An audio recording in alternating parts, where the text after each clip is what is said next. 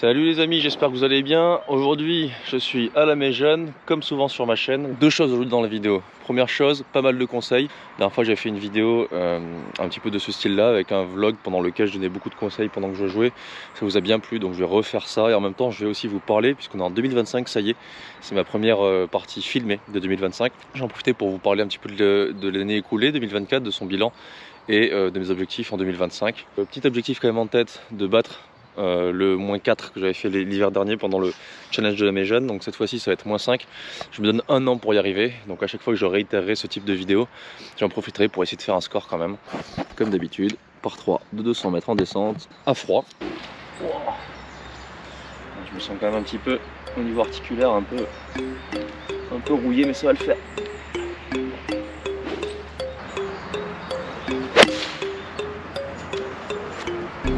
En vrai, elle est très bien.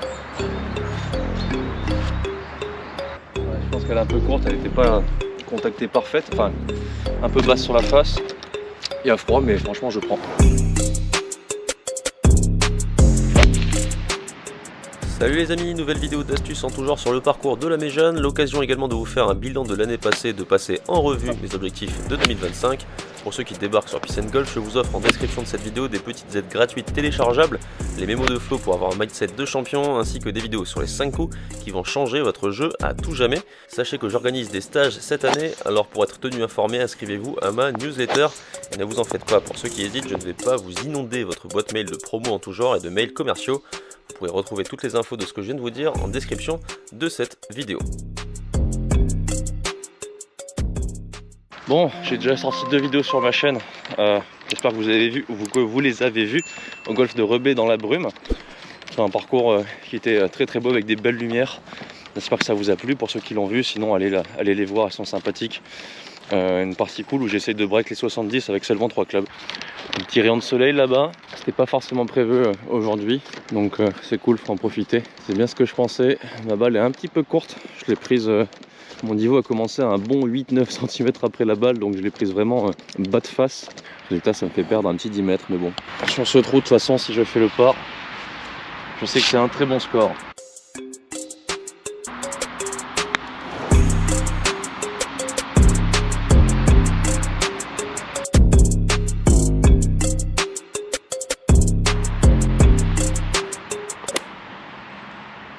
Premier putt où j'ai bien sous-estimé la pente, mais c'est bon, je rentre au second. Allez, premier conseil, stratégie de base, vous en avez certainement déjà entendu parler, mais c'est toujours bien de répéter pour se le remettre dans la tête.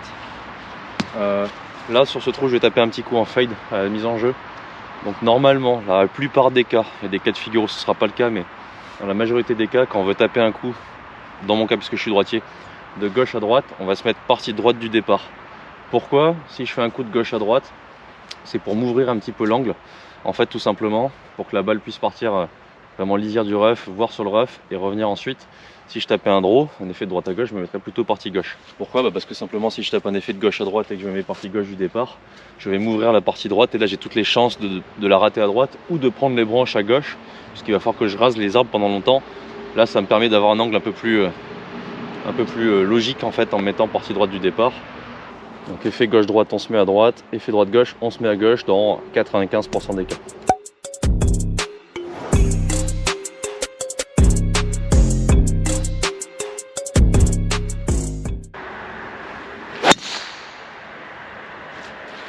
Malheureusement, elle va rester droite, mais ça va aller. Ok, ça va, elle est dans le rough, mais c'est bon. Elle n'a pas autant tourné que ce que j'aurais voulu. Alors, discutons. J'espère que vous avez passé de bonnes fêtes de fin d'année, que vous êtes partis sur des bonnes résolutions pour 2025, pour ceux qui en prennent. Moi, j'en prends pas nécessairement des résolutions, mais n'empêche que la fin d'année et le début de nouvelle année, c'est quand même toujours l'occasion de faire un petit bilan. En 2024, j'ai un petit peu moins joué de tournois que je ne l'aurais voulu, puisque je me suis blessé, qu'il s'est passé quelques petits trucs dans ma vie qui ont fait que c'était un peu plus compliqué pour moi de jouer au golf. Donc voilà, mais par contre, gros point positif, je n'ai pas joué une seule fois au-dessus de 75. Mon pire score, c'est un 75. Ça m'était jamais arrivé dans mes vies de golfeur de ne pas dépasser les 75 sur une année entière. Donc ça signifie que que j'ai été très régulier quand même dans ma frappe de balle surtout. Et encore plus dans mon attitude. J'ai passé une année sans m'énerver sur les parcours, vraiment avec un état d'esprit très serein, tout simplement parce que j'étais toujours très content de jouer quand j'allais sur le parcours. Puis aussi parce que les choses m'atteignent un petit peu moins. Du coup, je pense que cet état d'esprit beaucoup plus stable, linéaire et serein m'a permis d'avoir des scores plus sereins en fait. Et même dans les mauvaises journées de frappe de balle qui n'ont pas été nombreuses, j'en ai même pas vraiment en tête, j'ai réussi à me débrouiller pour faire en sorte que justement il n'y ait pas une seule journée dans l'année où je tape mal du début à la fin. Il y a bien eu des journées où je tapais un peu moins bien, mais globalement c'était quand même très régulier parce que l'état d'esprit était le bon quoi. Donc je pense que avec le temps vient la sagesse. Et du coup voilà, j'ai fait une année très sage au niveau de l'état d'esprit, ça s'est ressenti dans les scores. Donc ça c'est une bonne chose.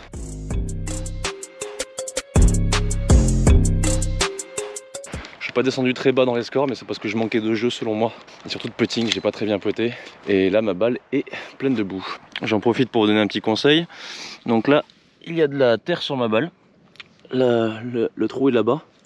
Ce qu'il faut comprendre, c'est que il y a terre et terre, hein. Il va y avoir de la glaise bien collante et puis il va y avoir un petit peu de sable qui va s'échapper au moment de l'impact. Là c'est entre les deux. C'est du sable assez fin qui devrait à peu près s'échapper, mais il y en a quand même beaucoup. Donc il y a une partie qui va rester collée à la balle, ce qui suffit pour échanger sa dynamique en l'air. Et en l'occurrence, je vais prendre la distance. On est 124 au drapeau. En l'occurrence, quand il y a de la boue sur la partie droite, la balle va prendre un effet à gauche au démarrage, elle va partir et faire comme ça. Quand il y a de la boue sur la partie gauche, elle va prendre évidemment un effet à droite, c'est dans le sens inverse. Et quand il y a de la boue plutôt dans le centre, elle va simplement aller un peu moins loin, partir un peu plus basse. Donc là, je vais certainement perdre 4-5 mètres, voire même peut-être un petit peu plus. Et je vais surtout avoir une balle qui va bifurquer à gauche. Alors la quantité, c'est difficilement prévisible. Donc là, ça m'arrange, il faut que je fasse un effet droite-gauche. Donc je vais simplement viser au ras des branches, là 5-6 à droite du drapeau et taper un plein coup de fer 8. On va voir ce que ça donne. J'accepterai quoi qu'il arrive mon sort, j'avais qu'à toucher le fairway. Okay. Donc on l'a vu tourner un petit peu à gauche, légèrement.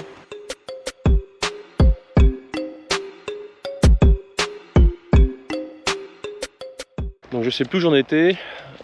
Ouais, donc bilan, voilà, ça s'est quand même bien passé au niveau du jeu. Un scoring assez serein, j'ai pas scoré très bas parce qu'il m'a manqué justement du jeu pour ce que je disais, avoir plus de points de repère, et surtout j'ai pas très bien puté sur cette année. Comme d'hab, j'ai pas cherché à m'entraîner au putting, donc je ne peux m'en vouloir qu'à moi-même. C'est comme le fait de ne pas avoir touché le fairway, d'avoir la balle pleine de boue. L'acceptation de ce qui se passe sur un parcours, c'est très important, surtout quand c'est votre faute, hein, j'ai envie de dire. Je suis content, j'ai passé un cut à l'Open d'Arcachon, j'ai fait 2 tournois professionnels, on va dire de haut niveau. Le Lacano Abs Open où je rate le cut d'un coup en pensant l'avoir passé après avoir signé mes cartes de score, et l'inverse à l'Arcachon, je pense l'avoir raté, finalement je le passe au dernier moment, donc c'était un petit peu comme un retour de justice, on va dire. Donc c'était une belle histoire à ce niveau là. Et ensuite sur les alliances que j'ai fait chaque année, les proams, les trucs comme ça que je fais dans le sud-ouest, bah c'était pas mal, c'était régulier comme je disais, mais sans être exceptionnel. J'ai pas fait de -6, -7, pas fait de score bas quoi. Donc l'objectif cette année c'est de faire plus bas, continuer dans la sérénité et trouver un moyen de rentrer plus de putts, parce qu'en vrai c'est que ça qui fait la diff quoi. Je putte pas mal, hein, je prends pas de 3 putts, mais je fais pas beaucoup de 1 putt quoi. En parlant de putting, bonne occasion de birdie. Je vais vous mettre là pour avoir une belle vue.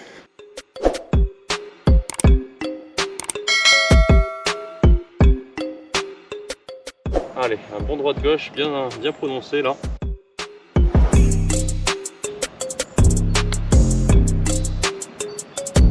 Ah ouais mais non, dommage. Ce qui est pas facile sur ce putt, c'est qu'en fait le début du putt est c'est très en pente, donc en fait on a la sensation que ça va rouler. En fait non, c'est finalement plutôt en légère montée quoi. Alors qu'au premier abord, tu as plutôt l'impression que c'est légèrement en descente, en fait non. Tu contres la pente longtemps avant qu'elle tourne, donc finalement elle avance pas tant que ça quoi. Donc là je l'ai putée plus forte, mais du coup elle prend pas la pente. Le putting garde encore quelques secrets pour moi. En fait je viens de comprendre où je me fais avoir. Donc le green est globalement comme ça même plutôt. Donc vu qu'il est comme ça, tout ce qui sera à l'arrière et à gauche va être en descente, tout ce qui sera court et à droite sera en montée. Jusque là c'est clair.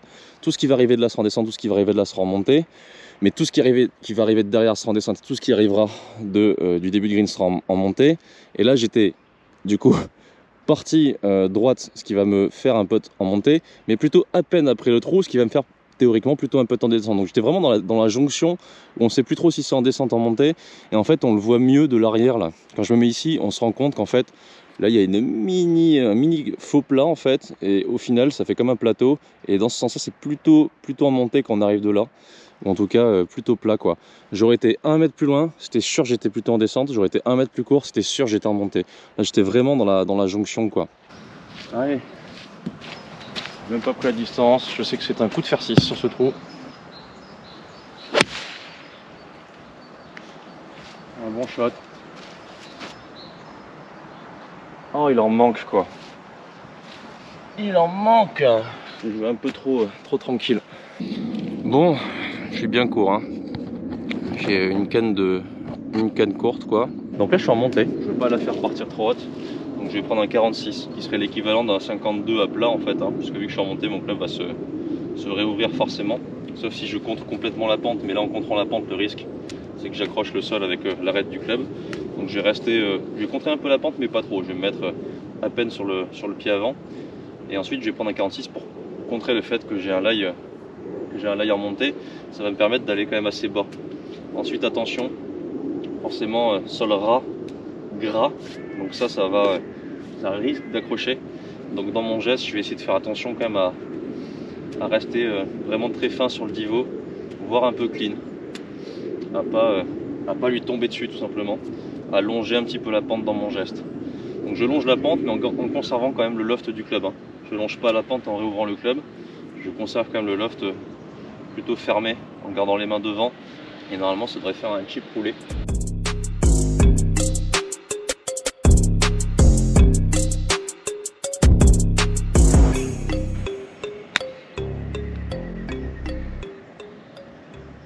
Ok parfait, bon, c'est bien qu'on n'a pas besoin de peter.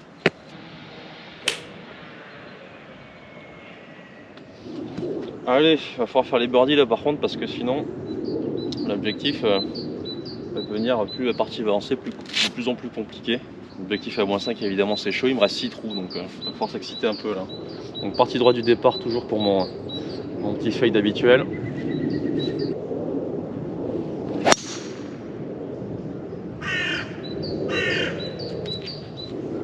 Ok, parfait. Alors, pour rester dans la continuité de mon bilan 2024 et de mes objectifs 2025, cette fois-ci on va parler de ce qui intéresse la plupart des gens qui regardent cette chaîne, c'est YouTube. YouTube en 2024 ça s'est bien passé. J'ai stabilisé on va dire le nombre de vues sur mes vidéos, malgré un algorithme un peu plus compliqué on va dire. J'ai réussi à faire 2-3 vidéos qui sont un petit peu sorties du lot, notamment une à la Cano pendant le tournoi pro qui a bien plu. Je suis content parce que franchement j'ai pris vraiment, ça m'a mis beaucoup de temps quoi.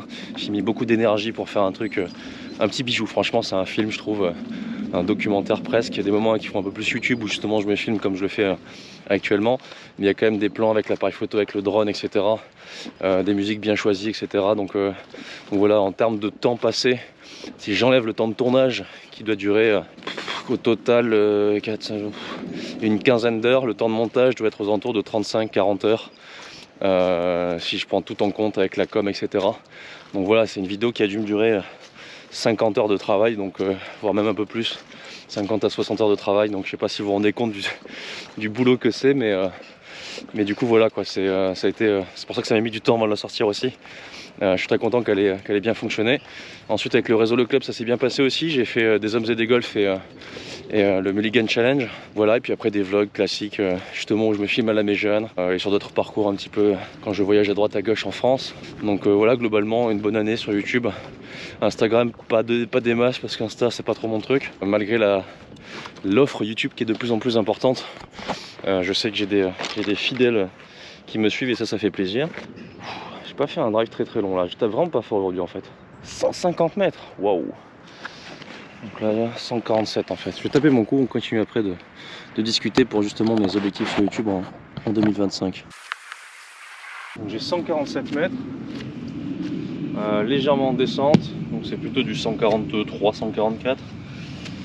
Et un vent qui ne met pas des masses. Donc là c'est soit je tape un fer 8 à fond les ballons, soit je tape un tout petit fer 6. Ça va être cette solution que je vais choisir. Petit fer 6, grip court, swing en 2 tiers. À peu près.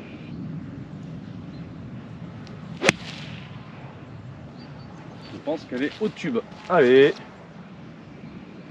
Ouh, juste à droite. Je prends. Alors, vous avez capté que j'ai pas de faire-set depuis longtemps. Du coup, en fait, j'ai appris à manager un petit coup de fer-6 qui fait à peu près la distance d'un fer-7. Si vous avez vu les vlogs justement où j'essaie de breaker les 70 avec 3 claps, vous avez capté que ce coup là je l'ai vraiment dans le sac, là ça y est. Du coup je le maîtrise tellement bien que j'ai plus du tout peur de le tenter, alors qu'avant c'était un coup que j'avais pas trop. Donc je vais pas dire que j'ai plus l'utilité d'acheter un fer 7, mais en vrai mon petit coup de fer 6 tenu là je l'ai vraiment bien quoi. Et je vais pas dire que je plante le mât à chaque fois, mais c'est un coup qui me plaît énormément quoi. Un tout petit coup un peu bas en fade là. Et j'ai vraiment la distance, donc là je plante le mât, ça me met en confiance pour faire le birdie, c'est cool. Du coup, pour continuer ce que je disais, les objectifs 2025 pour YouTube, malheureusement avec le Réseau Le Club ça va s'arrêter. On avait un gros projet qui engageait d'autres personnes aussi dedans et qui engageait du coup beaucoup de frais pour le Réseau Le Club. Et malheureusement c'est le budget com du Réseau Le Club qui sera un peu moins important cette année et qui vont mettre dans le développement de leur site internet ou je sais plus trop quoi.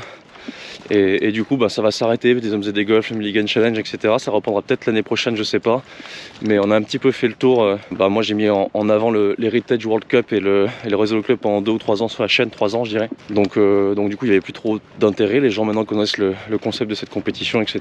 Donc on voulait partir sur autre chose, notamment la création d'une chaîne YouTube pour eux. Donc finalement ils ont fait un autre choix. Donc il n'y aura plus des hommes et des golf, malheureusement il n'y aura plus le Mulligan Challenge malheureusement. Et donc voilà, mon contrat s'arrête avec eux pour 2025, mais ça me laissera plus de temps pour faire d'autres types de contenus. Mais j'aurai un peu moins de temps en 2025 pour des raisons professionnelles dont je vais vous parler juste après. Mais voilà, donc du coup 2025 j'ai pas vraiment d'objectif, si ce n'est peut-être avoir l'année entière pour battre ce fameux record de -5 à la Méjane. Peut-être que je vais le battre aujourd'hui, cela dit. Comme ça, moi, ça sera fait. Donc, il y aura ce genre de vidéos où je donne pas mal de conseils. Ensuite, il y aura, comme d'hab, des vlogs à droite à gauche avec des golfeurs que je rencontre, etc. Mais j'ai pas vraiment de projet en 2025 pour YouTube, si ce n'est de continuer à faire des vlogs et de filmer les insights des quelques tournois pro auxquels j'espère participer. Je vais essayer de faire moins de Marsan cette année. Donc voilà, je vais essayer de filmer les insights des tournois pro comme d'hab. Je ferai quelques lives, enfin bref, la routine quoi. Et puis si jamais j'ai des concepts, ou vous avez des idées de concepts bien particuliers, n'hésitez pas à me les dire en commentaire justement. Comme ça me donnera peut-être des idées. Et voilà, pourquoi pas. Allez, putt pour birdie. Touc. Après ce petit planton. Il faudrait bien le rentrer, ça ferait du bien.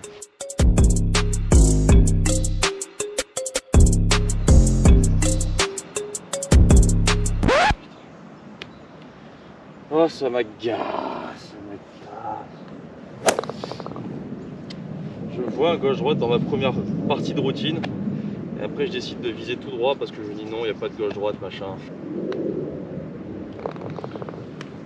Bon, la frustration va passer. Il faut juste que je reste serein, comme je disais.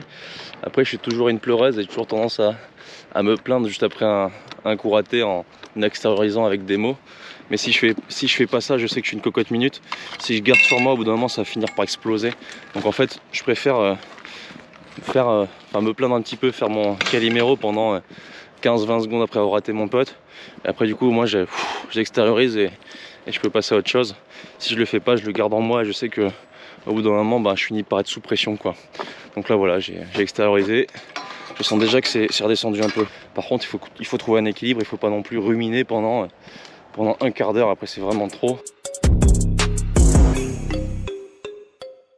Donc pour YouTube 2025, je dis pas d'objectif précis, sauf si vous me donnez des très bonnes idées. Et ensuite, du coup, j'en viens au côté professionnel. Grande nouvelle, je suis désormais en statut mixte au golf de Margaux, donc plus simplement en libéral. J'aurai une partie aussi salariée pour les cours d'école de golf, pour les cours collectifs des membres du golf de Margaux. Donc ça va me prendre évidemment beaucoup de temps, 3 jours et demi grosso modo par semaine. Donc avec les 2 heures de route pour faire l'aller-retour, forcément j'aurai seulement 2 jours de libre lundi mardi qui seront destinés justement aux cours individuels.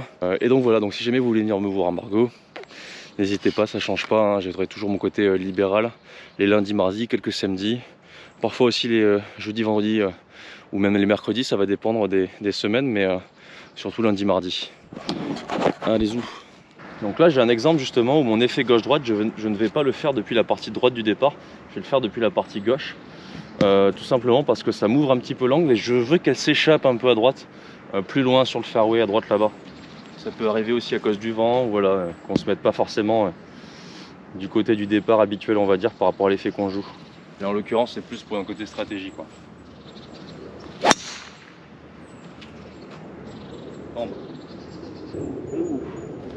Celle-ci, elle s'est salement pluguée dans la mousse. Donc pour rester sur le côté enseignement, j'ai fait 4 stages cette année, enfin en 2024 pardon, qui sont très bien déroulés. Et du coup voilà, je compte refaire des stages cette année en plus petit comité, donc à 4 plutôt qu'à 6. Je vais peut-être en faire d'autres à 6, mais voilà, il y a des pros qui en font à 8, 12, 10, pour des raisons pécuniaires évidemment. Moi je vais privilégier un peu plus le côté qualitatif, donc plutôt à 4 pour simplement faire des parcours accompagnés où je serai là tout le temps, où je ne serai pas obligé de jongler d'une partie à l'autre. Je pense que je vais faire ce format-là, ça va me permettre aussi de faire des stages par niveau de jeu, pas avoir trop de disparité, même si c'était plutôt bien l'année dernière, j'ai pas eu trop de disparité entre les bons et les moins bons, mais quand même il y en a eu de temps en temps où c'était un peu plus marqué.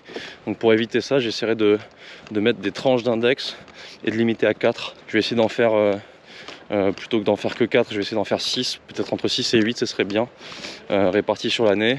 Je vais essayer de bosser dessus rapidement là, au mois de janvier pour vous sortir un calendrier assez rapidement, au moins pour les 4-5 premières dates qui devraient aller de fin avril ou début mai jusqu'à mi-juillet ou début juillet à peu près quoi. Ensuite le bilan 2024 au niveau de mon enseignement, au-delà des stages, c'est que j'ai rencontré comme d'habitude des gens formidables, très gentils. J'en veux pour preuve cette casquette du Hong Kong Golf Club.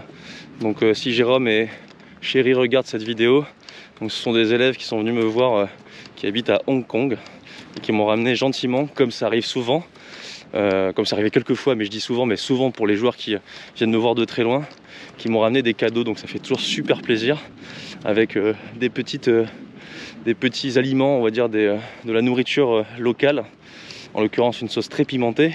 Parfois c'est des serviettes, parfois c'est voilà, du miel, j'ai déjà eu, etc. Donc ça fait toujours extrêmement plaisir. Et donc voilà, c'est une des parties fabuleuses de ce métier, c'est de rencontrer des gens avec qui vous partagez la même passion et qui sont adorables simplement. Donc big up à tous les deux si vous regardez sa vidéo et j'espère que vous êtes contents. Je mets la casquette qui me va très bien d'ailleurs pour ma grosse tête.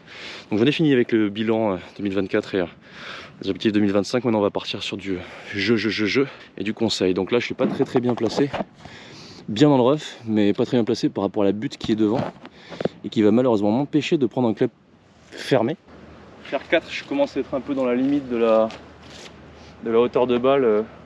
Je risque de prendre la butte, donc je vais plutôt assurer avec un fer 5. Donc là je vais la déplacer un peu en avant dans mon stance, et en zone d'impact je vais essayer de rester très légèrement derrière la balle avec ma tête pour essayer de la mettre plutôt en l'air pour assurer un peu le coup.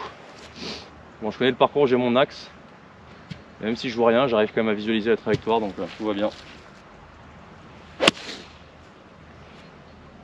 C'est bon. Balle assez haute pour assurer le coup. Du coup, je suis sur le fairway. Par contre, donc j'ai 102 mètres. Par contre, je suis très en pente, vraiment comme ça. Donc là, je vais vous mettre ici une fois n'est pas coutume pour que vous ayez un peu de face comment ça se passe. Et là, c'est quand même vraiment pentu.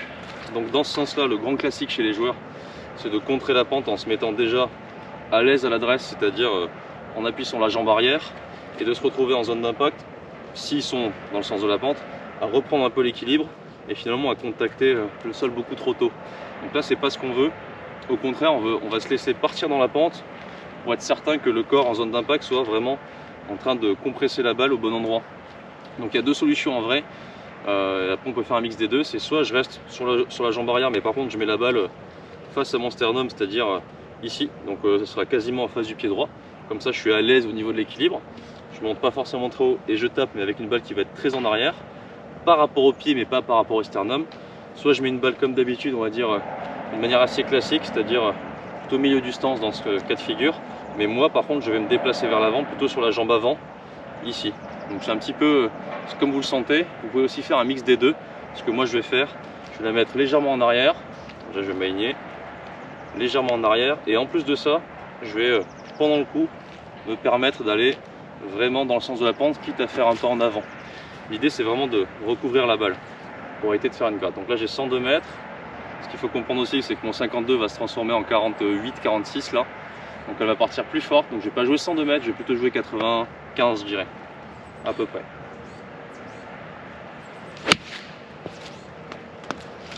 Plante. Ah, là, un chouille long sur les green, mais ça va, je prends. Donc là, vous avez vu, hein, je suis carrément parti après l'impact avec mon pied droit qui a avancé. Donc voilà, bon coup.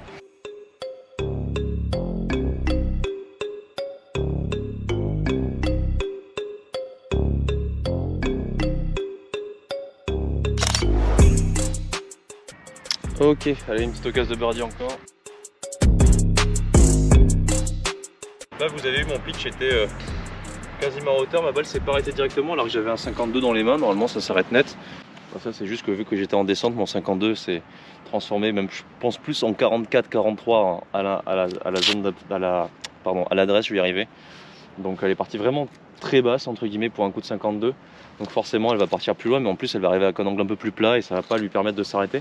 Elle va atterrir et rouler, avoir un gros kick, donc ça se prévoit dans la stratégie. Allez, c'est bien qu'elle rentre celle-là. Toujours en dessous, hein. Il manque un peu de vitesse, il manque un peu de pente. Bon, c'est pas fabuleux au putting hein, malheureusement, mais bon, on passe dans le port. Bon, ce sera certainement pas pour aujourd'hui le -5, mais au moins vous aurez plus de vidéos. C'est ça le positif. Alors,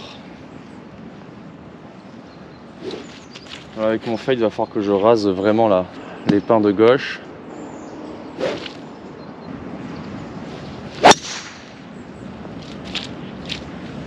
Ok.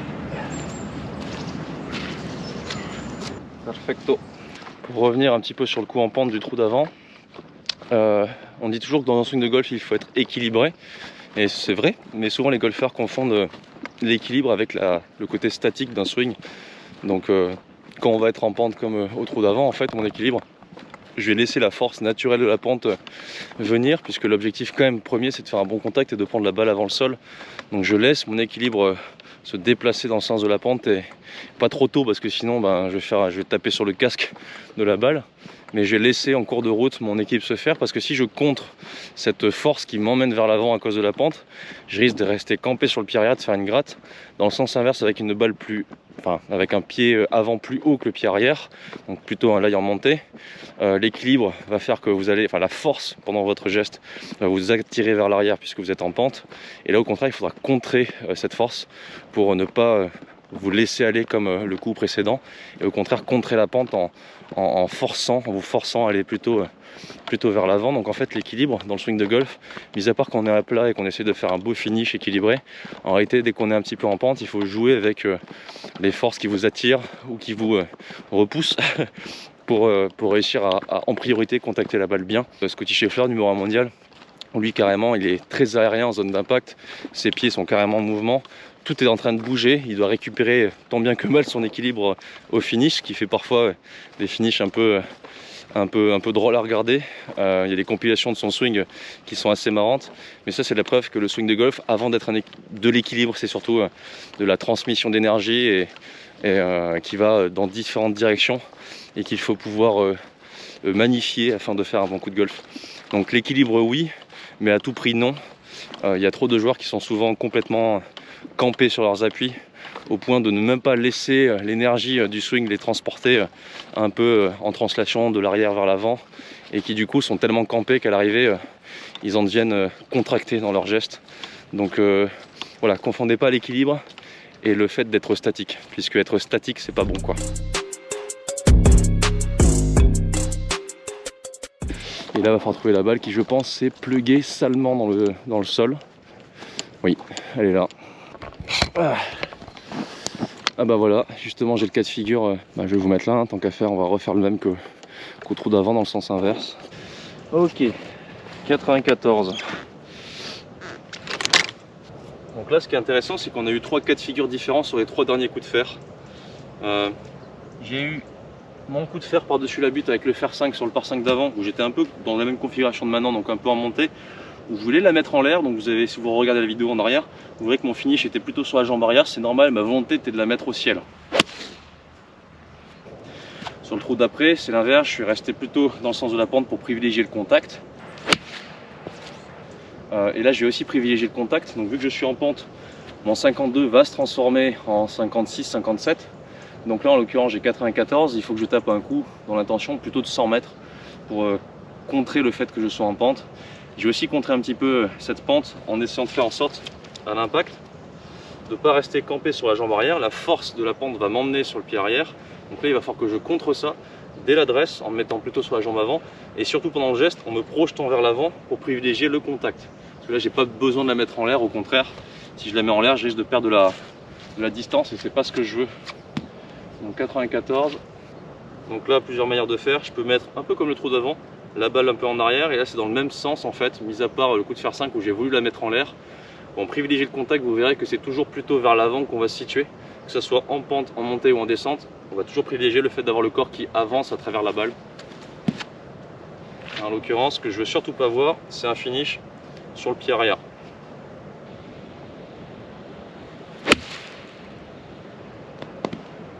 Ok. Alors, je pense que je suis à hauteur, mais un peu à gauche.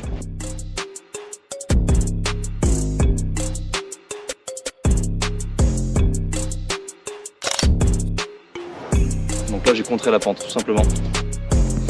Bon, vais-je rentrer un peu aujourd'hui?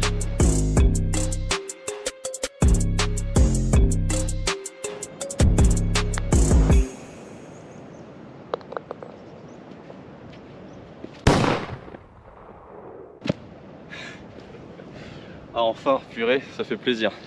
Alors, vu que je passe en dessous des trous depuis le début, là je me suis dit c'est bon, au bout d'un moment, arrête de croire que la pente elle est machin, augmente un peu la pente tout simplement dans ton alignement. J'ai visé plus à gauche que ce que j'aurais naturellement fait je pense au départ, et du coup ça s'est bien passé quoi. Donc voilà, depuis le début, vu que je sous-estime, je me sers de cette expérience pour enfin me rentrer dans le crâne après 6 trous qu'il faut que j'en prenne plus. Allez, premier birdie, on croit toujours au moins 5 hein, parce que la dernière vidéo que j'avais faite c'était la même config quoi, j'avais fait exactement les mêmes scores, j'avais fait birdie sur ce trou là aussi. Et donc voilà, donc si je fais eagle et 2 birdies, je fais le moins 5, donc ça va être l'objectif, je suis toujours en vie pour faire moins 5. Il y a un petit grain qui arrive, donc je vais essayer de me dépêcher avant que ça se transforme en gros grain, sans pour autant précipiter ma routine hein, mais en gros je vais pas vous expliquer 15 000 trucs. Allez.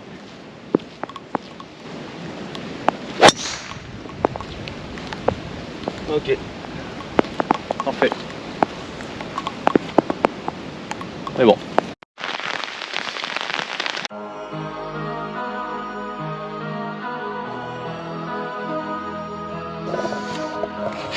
Et un petit backspin au drive. Hein. C'est tout con, mais maintenant vous avez le droit de placer un club quasiment tout le temps, donc autant en profiter. Là je suis très en pente. Je vais essayer de me mettre à un endroit un peu moins en pente pour que ce soit plus facile. Jusque là. Si vous avez regardé le PNC avec Tiger Woods et son fils, vous avez peut-être remarqué avec quelle dextérité, quelle précision il place sa balle. Si vous regardez mes vidéos, vous allez capter aussi. Je fais pas semblant, hein. Je place vraiment la balle sur le lay qui me va. En l'occurrence là, j'étais très en pente avec le club légèrement vers le sol, donc ça aurait fait partir une balle beaucoup plus basse. Là je me suis mis à un endroit où je vais être un peu moins comme ça et un peu moins en pente, donc ça change, ça peut vraiment tout changer quoi. Donc vraiment, si vous placez la balle, apprenez à la placer vraiment comme il faut.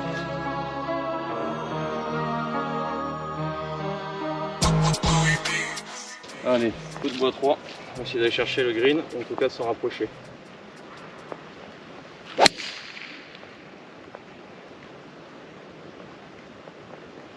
Il va en manquer beaucoup, partie trop basse. Là en vrai, la vérité j'étais flippé de glisser parce que là c'est vraiment sol très meuble et très glissant avec une petite pellicule d'eau. Donc là typiquement c'est le genre de coup où si on veut mettre la patate, ce qui était quand même mon cas parce que pour attaquer green en 2 il faut que je mette une patate. J'avais un petit peu peur de glisser, l'appréhension m'a fait contracter légèrement et du coup j'ai un peu raté le contact parce que j'ai privilégié justement l'équilibre et le côté un peu trop statique, ce qui emmène de la contraction. Donc ça vérifie un peu ce que j'ai dit au trou d'avant. Bon, c'était un peu prévisible, je suis court dans le creux de rough et encore je pensais qu'elle irait pas aussi loin. Donc drapeau début, donc là j'ai pas énorme de place pour l'arrêter, mais vu qu'on est en hiver et que c'est assez gras, ça va le faire. Je vais la faire tomber début de green, ça devrait suffire. Je vais ouvrir un petit peu la face de club pour me rajouter un peu de hauteur avec mon 52, et en plus comme ça va permettre au club d'avoir le rebond pour pas gratter. Et là c'est typiquement un chip qui se rentre, surtout quand on veut faire moins 5. Allez. Stop. Oh, je dis stop, elle s'est pluguée quoi. Je pensais qu'elle serait longue, elle finit courte. Oh. Donc là je vais me rapprocher du green pour voir si ça se devinait en venant, parce que je suis pas venu comme un couillon. Alors c'est très mou mais quand même franchement je serais venu, j'aurais pas deviné que ça fasse ça pour le coup.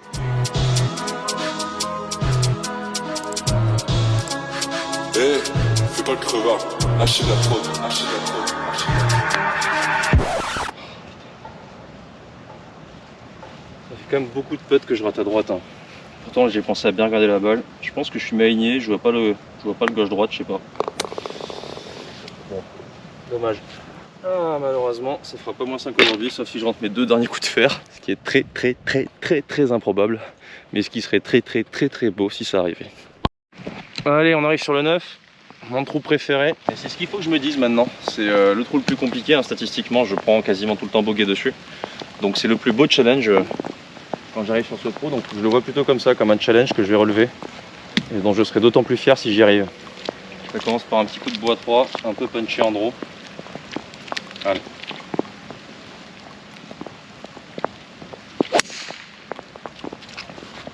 Nickel. Alors ça c'est fait déjà.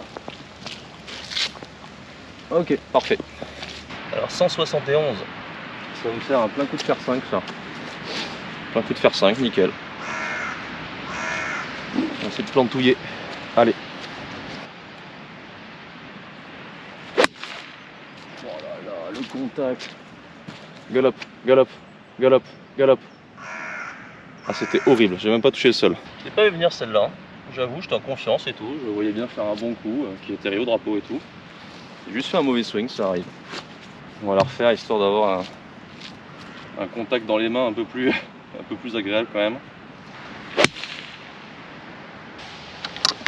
Bon, après ce coup indigne d'un professionnel, mais tout à fait humain, je vais tenter de boiter ce chip. Là c'est chip basique, hein. 6-7 mètres, ouais, 6 mètres d'avant green, 6 mètres de green, tout en montée, assez mou. Donc là c'est un peu comme le par 3 du 4. Je vais essayer de faire un petit chip au 46 pour abaisser la trajectoire. Ça va faire tomber, ouais, je dirais un petit 50 cm à l'intérieur du green et le reste en roulant. Donc là c'est pareil, j'essaye de chipper dans le sens de la pente pour éviter d'accrocher le club au sol. Oh, j'y ai cru. Et je me laisse encore un putt pour sauver un port sur ce trou, super. Elle est partie un petit peu forte là, dommage, je l'ai senti, mais j'espérais qu'elle prenne le trou et que ça fasse une explosion de joie, de bonne humeur, un coup de feu, mais malheureusement il va falloir que je sauve un port quoi. C'était ma destinée de me mettre face à la réalité sur ce trou, de me laisser un putt que je dois sauver pour le par. Une énième fois, mais cette fois-ci la dynamique va être rompue.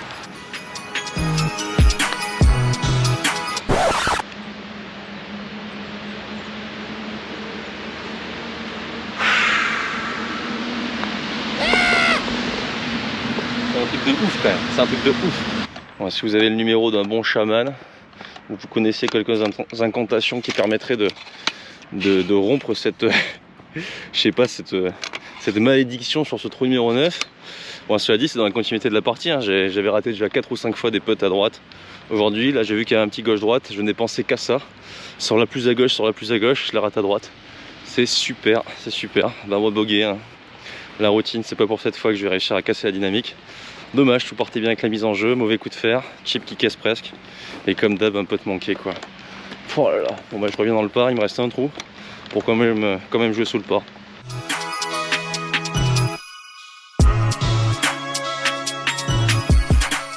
Toujours aussi proche et aussi loin de ce moins 5. Toujours cette sensation à la fin de mes parties. Si proche et si loin à la fois. Allez, bah comme d'hab, petit coup de bois 3.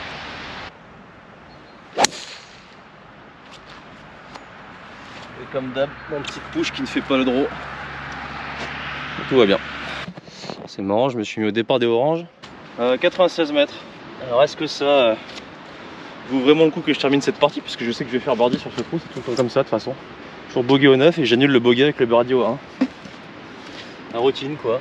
Donc on va essayer de laisser la destinée faire parce que visiblement la destinée sur ce parcours me fait faire toujours les mêmes scores au même moment, aux mêmes endroits.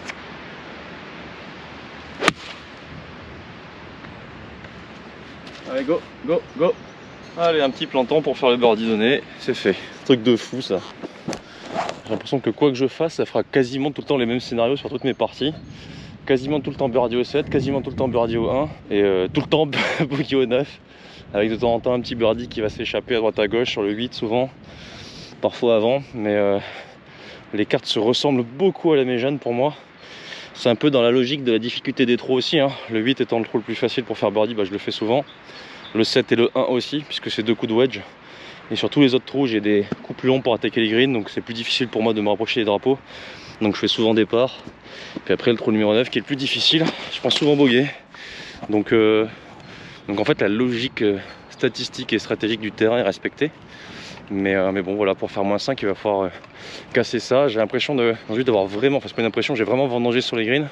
Mis à part ce putt qui rentre au 7, j'en rate quand même un pas très long au 3, j'en rate un vraiment pas long au 5, j'en rate un moyen au 6, j'en rate de nouveau un court au 8, j'en rate encore un court au 9. Donc évidemment s'ils seraient tous rentrés je serais déjà à moins 5. Mais si j'en avais rentré que la moitié ou les 2 tiers, je serais à moins 3 peut-être. Et j'aurais l'occasion de faire vraiment plus bas quoi. Donc voilà, ça arrivera le jour où je rentrerai tous mes potes. Mais bon, ce qui est sûr c'est que le jour où je vais rentrer tous mes potes, à tous les coups je vais mal jouer. Et ce sera juste pour sauver les meubles et faire des parts et terminer quand même à moins 1. Franchement les parties où il y a tout qui s'assemble, le grand jeu, le petit jeu, le putting, elles sont très rares. L'année dernière j'ai pas le souvenir d'une seule partie comme ça. Et surtout pas le souvenir d'une seule partie où j'ai tout boité. Chaque année j'ai toujours 1 ou 2 parties où je boite tous mes potes. C'est pas arrivé en 2024 quoi, c'est pas arrivé. Par contre j'ai pas eu une seule partie où j'ai mal puté, où j'ai l'impression de prendre des 3 putts à foison, de pas être en confiance. Souvent je putte suffisamment bien pour ne pas prendre de 3 putts, mais pas suffisamment bien pour rentrer des putts quoi. Bon là je suis pas donné donc faut quand même le rentrer. Allez, pour faire sous le par quand même aujourd'hui, ce serait bien. De toute façon j'ai même pas besoin de le putter, il est déjà rentré.